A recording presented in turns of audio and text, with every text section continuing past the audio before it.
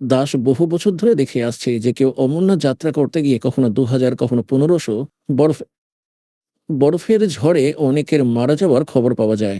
একবার হরিদ্বারের নিকটে নীলকণ্ঠের যে মন্দির আছে তার উপর পাহাড়ের একটা বড় চাই ভেঙে পড়ে সবাই সেখানে মারা গেল।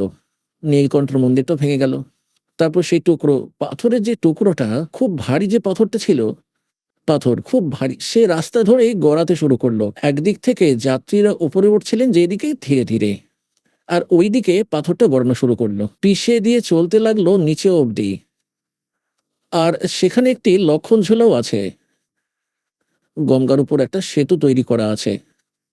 লোকজন কিছু এগিয়ে যাচ্ছিল। তারপর ওইখান থেকে শুনে শুনে কিছুজন বেঁচে গিয়ে কেউ এইদিকে পালাচ্ছে, কেউ ওইদিকে পালাচ্ছে, কেউ বা সেতু পার করার চেষ্টা করছে। ফলে ভিড়ে তাড়াহুড়ো বেঁধে গেল। উল্টে পালিয়ে আসছিল যারা, তারা বলছিল, কেউ কেউ বলল যে পাহাড় পাহাড় নাকি ভেঙে পড়েছে। আর সেতুর উপর থেকে নিচে নেমে আসছিল যারা, তারা শুনল পুল নাকি ভেঙে পড়েছে, যেখানে তারা আটকে পড়ে আছে। ফলে ওই তাড়াহুড়োতে পুলের ওপর কয়েকশো, ৪০০-৫০০ লোক সেতুর ওপরেই মারা গেল। এবং কিছুজন সেতু ভেঙে পড়েছে এই ভয়ে তারা নিচে লাফ দিয়ে দিল, আর তারা নদীতে পড়ে মারা গেল গঙ্গায়। ২৫০০ ব্যক্তির মারা যাওয়া সেই সময় আশঙ্কা করা হয়েছিল। আর সেই নীলকণ্ঠ ভেঙে গেল, যার পুজো তারা করতে গিয়েছিল, এবং সে দুর্দশা আজও হচ্ছে। এটাই সবচেয়ে বড় দুর্ঘটনা বলে মনে করা হতো। ২৫০০ লোক মারা গেল।